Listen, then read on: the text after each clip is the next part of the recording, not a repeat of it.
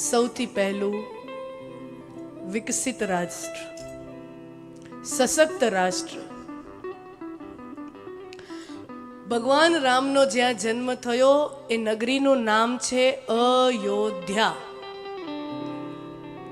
એટલે અયોધ્યા એટલે જેને યુદ્ધમાં કોઈ જીતી શક્યું નથી એવું નગર એટલે અયોધ્યા.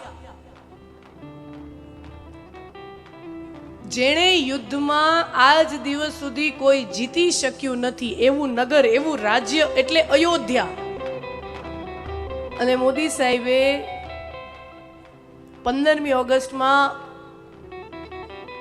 અમૃત વર્ષના જે 5 પ્રણ કીધા હતા એમાં સૌથી પહેલું સશક્ત રાષ્ટ્ર, વિકસિત રાષ્ટ્ર, સશક્ત રાષ્ટ્ર. અયોધ્યા નગરી વિશે સાંભળો. ક્યાંય પણ રામાયણમાં તમને એવી કોઈ કથા નહીં મળે કે અયોધ્યા નગરી ઉપર કોઈએ ચડાઈ કરી. એક કથા નહીં મળે. ઇતિહાસમાં એવી એક કથા નહીં મળે કે જ્યારે રઘુવંશીઓ અયોધ્યામાં રાજ કરતા હતા ત્યારે કોઈ, અને ઇતિહાસો લખાણા જ છે, પણ એક પણ ઇતિહાસમાં તમને એવી કોઈ કથા નહીં મળે કે કોઈએ કૌશલ પ્રદેશ ઉપર ચડાઈ કરી હોય. નાના નાના રાજ્યોની તો હિંમત જ ન ચાલે, કારણ કે અયોધ્યાની રાજગાદી એ ચક્રવર્તી સમ્રાટની રાજગાદી છે. એટલે સમજી લો, નાના નાના રાજ્યનું તો ગજુ જ નથી ને. શ્રીલંકા ભારત ઉપર ક્યારે ચડાઈ કરી શકે? નેપાળ કરી શકે? નાના નાના રાજ્યોના ગજા હોય?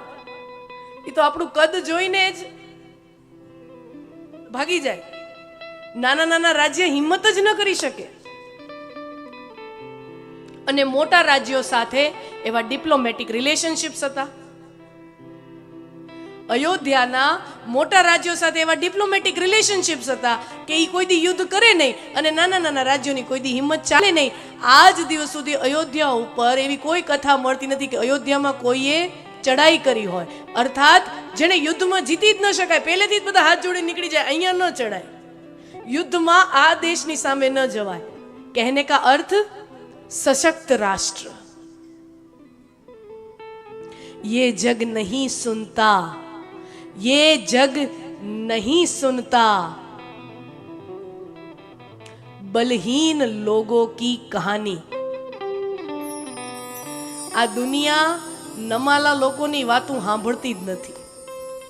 આ દુનિયા શક્તિહીન લોકોની વાતો સાંભળતી જ નથી. झुकता सर वही है जो कर सके रण रिपु नर मर्दन. झुकता सर वही है जहां हो सके रण पर रिपु का मान मर्दन. सशक्त राष्ट्र अयोध्या.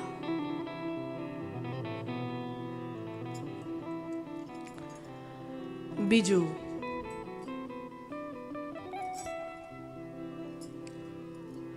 ગુલામીની માનસિકતા નહીં. છેલ્લા 1100 વર્ષથી હું ને તમે કોઈને કોઈ પ્રકારની ગુલામીમાં જીવતા આવ્યા છીએ. 11મી સદીમાં સર્વપ્રથમ વિધર્મીઓનો મારો આ દેશમાં શરૂ થયો 11મી સદીમાં. અત્યારે 21મી સદી ચાલે એટલે 1100 વર્ષ પછી તો એ મુગલો ગયા, તો એની પાછળ ડચ આવ્યા, ફ્રેન્ચ આવ્યા, હુણ આવ્યા, પોર્ટુગીઝ આવ્યા, અંગ્રેજો, છેલ્લે અંગ્રેજો આવ્યા, અને એમાંથી પછી આપણને મુક્તિ મળી. છેલ્લા 1100 વર્ષથી કોઈને કોઈ પ્રકારે ગુલામીની અંદર જીવેલું રાષ્ટ્ર, એની અંદર પોતાની રાષ્ટ્રીય અસ્મિતા પ્રત્યે, પોતાના ધર્મ પ્રત્યે જે ખુમારી હોવી જોઈએ, જે ગૌરવ હોવું જોઈએ, 1100 વર્ષના મારા 1100 વર્ષના આક્રમણથી એ આપણી અંદર એટલી ગુલામીની માનસિકતા અંદર આવી ગઈ છે કે આપણું હોય ને એ નબળું. તમે જોજો ભાઈઓ બહેનો, તમે સાંભળ્યું હશે, આપણે કોઈ ફરવાવાળી સરસ જગ્યાએ જઈએ ને, કુદરતી દ્રશ્ય બહુ સારું હોય, એના ફોટા પાડી અને પછી આપણે વોટ્સએપ ગ્રુપમાં શું લખી ખબર છે?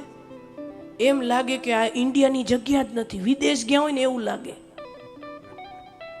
કરીએ કે નહીં?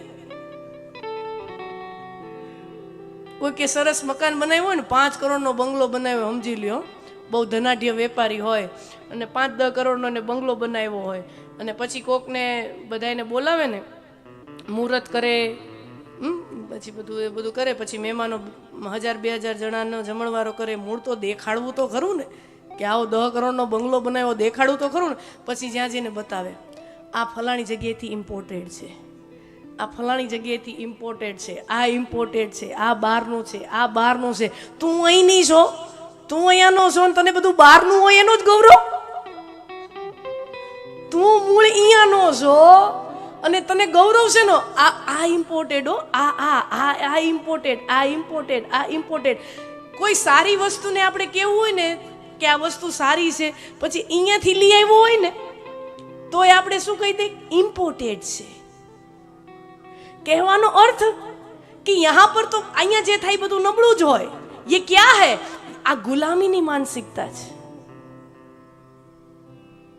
આ ગુલામીની માનસિકતા છે. 1100 વર્ષના આક્રમણ પછી મારીને તમારી અંદર ગુલામીની માનસિકતા એવી ઘર કરી ગઈ છે કે આપણું એ બધું નબળું અને આપણી સીમાની બહારનું એ બધું ઉજળું.